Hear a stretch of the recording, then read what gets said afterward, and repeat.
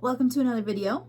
Today we are going to talk about the peace lily or spathiphyllum Jessica. That's her name.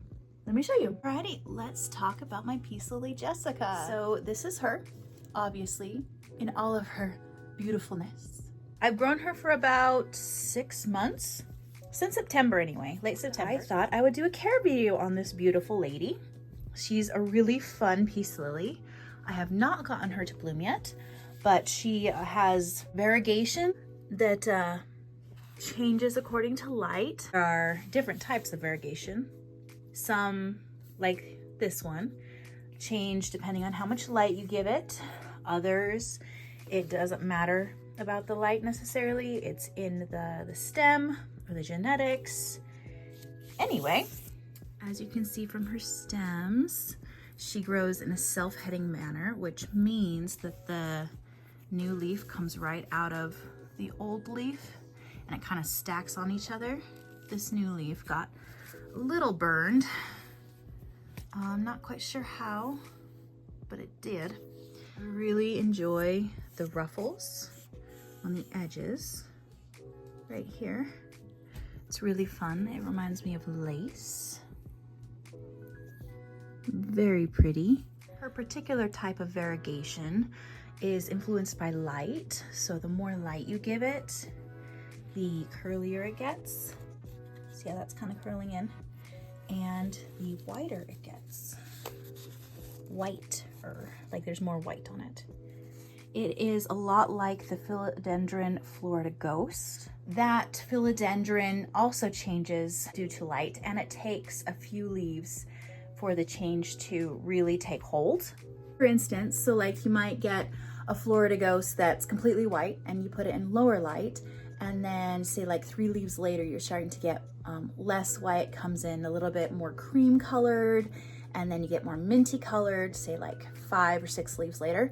And then if you put it under higher light, which the Florida Ghost needs really high light from what I've experienced when I had one, it takes 4 or 5 leaves to get back to that highlight white.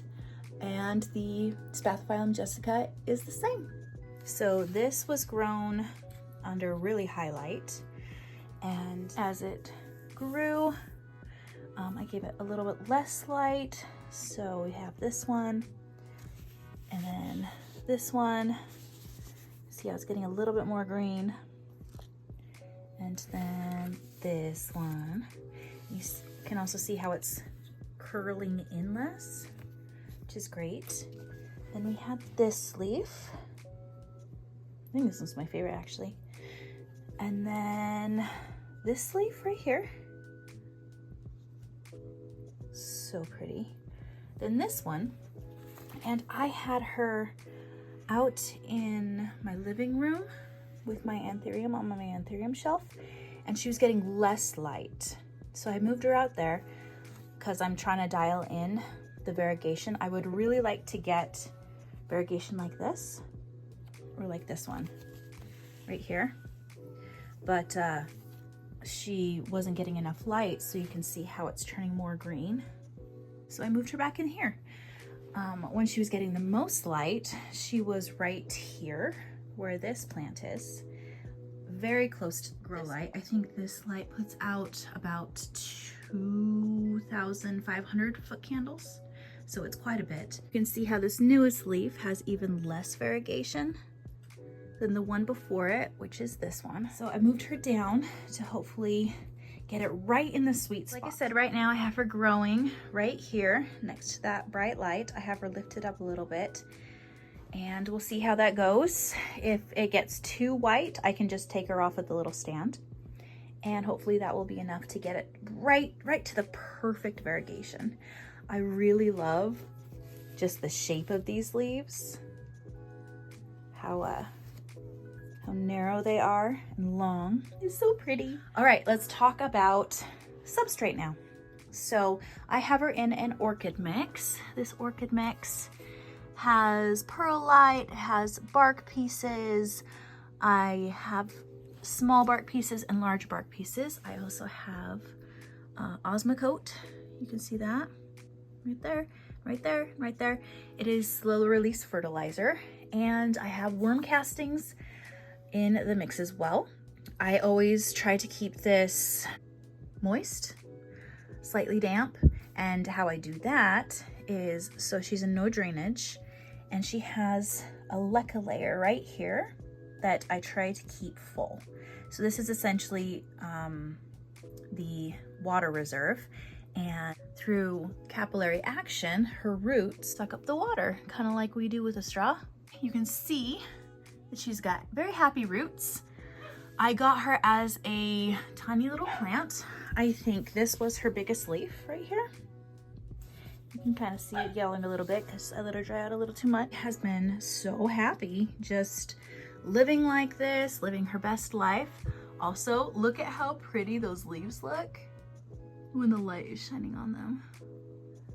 I've had 2 other peace lilies in the past, and this one is definitely my favorite.